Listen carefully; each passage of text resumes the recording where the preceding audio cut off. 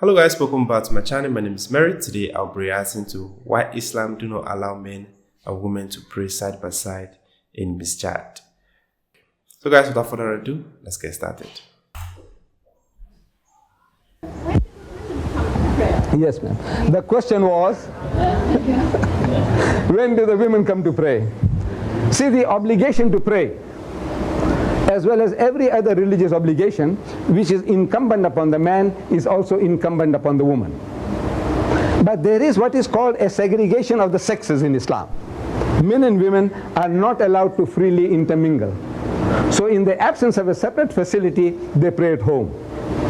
There are certain mosques which have certain separate facilities. Like this particular one here, unfortunately, the way from the very beginning it was built, it didn't have that facility. But now, the free intermingling is that which is not allowed. Otherwise, everything the man does, the woman must do. Fasting, prayer, going on a pilgrimage, giving charity, whatever the man does, the woman must do the same. But now, you might not have had the chance of coming through that section there where we make ablution. So you might have come in straight in here. That other side, you saw the steps there, seats there. Going out time, you can have a look. So the men and the women must go through the same process. And imagine you making your ablution there. And I'm waiting for my turn. Because at prayer time, there's always a queue behind every time. Because there's certain fixed times and everybody tries to make it, as short as possible, how to get in quickly to fit into the time slot. So you making your ablution and I am waiting for my turn. For example, and I can assure you, madam, that as old as I am, I see the lady, sitting there, her tresses around, the nape of the neck, lifting up her legs, washing her feet. I said, number one, you won't feel comfortable with a man sitting on your right hand side and a man sitting on your left hand side, and some places a man sitting across there, you're lifting up your legs and washing your feet, you might be wearing a hot pant, you won't be at ease.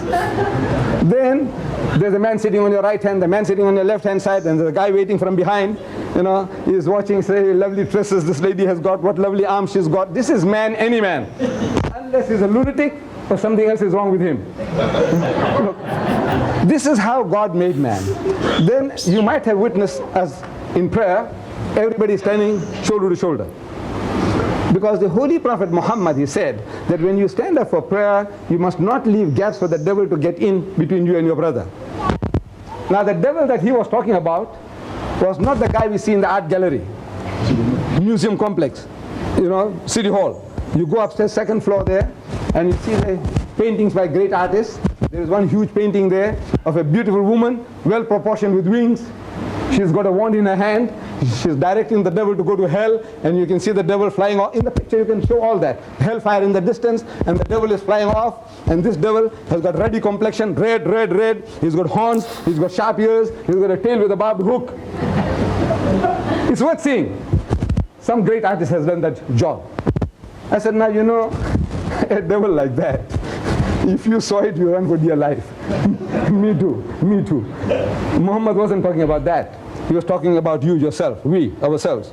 So you see, I'm white, he's black. I'm rich, he's poor. That devil must not be allowed to come in between you and your brother. So you stand shoulder to shoulder. My brother can't get away from me and I can't get away from him.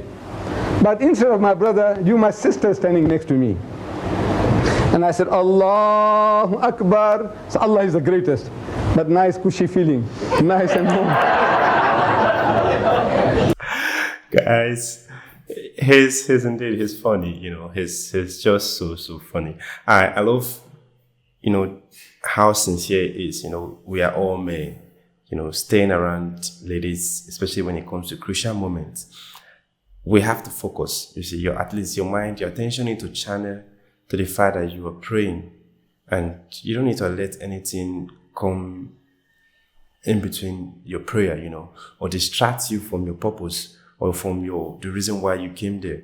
So the fact that they let the men pray first, then the lady go after, or they prepare a second or a separate place for them to pray, it's wise, because even in the Bible it said, if your hand is going to take you to hell, cut it off. So if that is what is going to distract you for your purpose, let go of it. Because we are all men, we function basically the same way. The only thing is we have different level of self-control. Okay, the same way a guy will be there, a lady will be praying, and he won't mind. It's also the same way a lady will be there, and another guy won't be able to focus. So the best thing is abstinence. Okay, let it be a separate room. So you do your prayer, I do my prayer, and we all go home, and Allah is okay with it.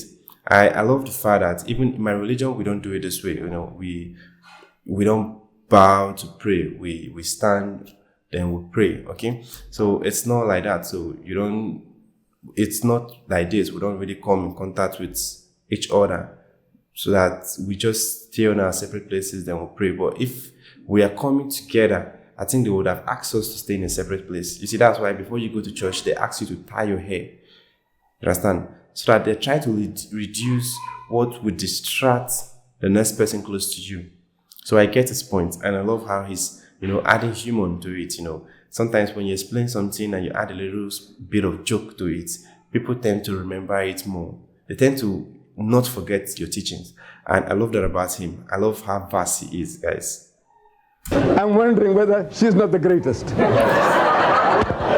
No, this is the human mind, how it works. Then we stand rows and rows behind each other, as you have seen, rows and rows behind. And my sister, she's standing in front of me there in the row, and I'm behind her. I say, Allahu Akbar. I say, Allah is the greatest. This is 36, 24, 36. Look, this is man, any man. Unless he's a lunatic or there's something else wrong with him. This is how God made man. The thing that allures him most on this earthly existence is woman. And I don't have to prove it to the Westerner. To you people, I don't have to prove it. You know it, this weakness of man, and your people are using it to the limit.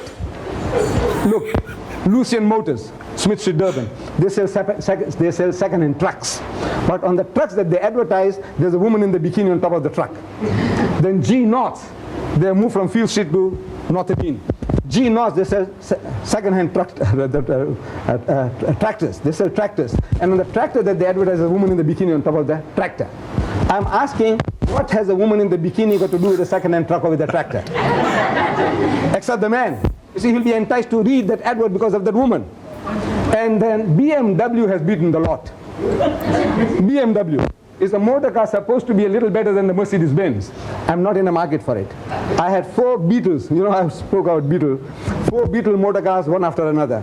And then they did away with the Beetles. I was forced to buy a Golf. I'm still not in the market for a BMW. But a BMW advert in our daily news attracted me. What's the advert? BMW, illustration of a beautiful BMW motor car. In front of the motor car, there's a woman in the skimpiest bikini, what you call the tanga, the G-string. And she's standing in a lustful, enticing pose. And at the bottom is written, test drive her now.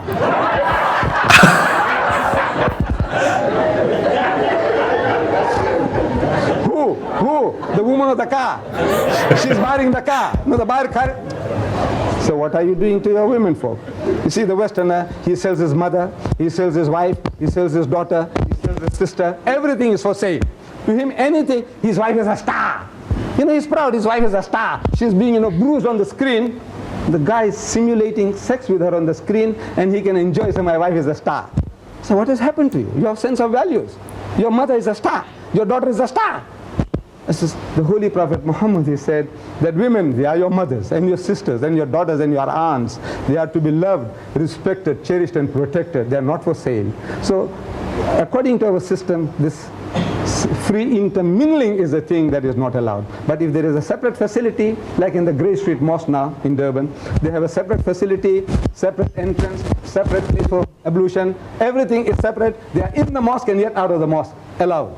Only the free intermingling is not permitted now. But the obligation is on the man as well as the woman to pray. Wow. Guy, this is awesome. It's true, even in today's world, you see, our means of advertisement, even the kind of movie we watch online, it's really, really, captivating. It pulls your attention. It makes you to watch more as a guy or even as a lady, Now advertisement is increasing. People are looking for a way to get more customers. People are looking for a way to get more buyers. People are looking for a way to promote their movie. So they tend to do things that will make the movie sell out more. Okay, so it's something we can all, easily reflect to, because it's something we see basically almost every day. And, well, I feel religious-wise, we can do better. Okay, because aside from we selling, what we sell out there is what people are buying in, and you're not able to regulate your viewers. You are showing this to sometimes minors that have not gotten to the age to see such things, and sometimes they want to explore. They want to know what really you're talking about. So that's why we have to avoid certain things from our children, or even avoid showing them. Because imagine, as a mother, you're displaying yourself on the screen, and then when you get home, you try to advise your children not to dress in such manner. They won't listen to you because they feel like, I thought I saw you doing the same thing. Why are you advising me against it? You see, what we do is what our children will, follow. You have to, put yourself in your child's shoe. How will you feel if your child is seeing you on screen displaying yourself like that? Then you correct your ways. You see? Well, I just hope you guys enjoyed this video. I'm so glad to reacting to Ahmed. I really want to check out more of his video. If you have any recommendation, let me know in the comment section. If it is the first time visiting my channel, click on the subscribe button. Thanks for watching, and remain blessed.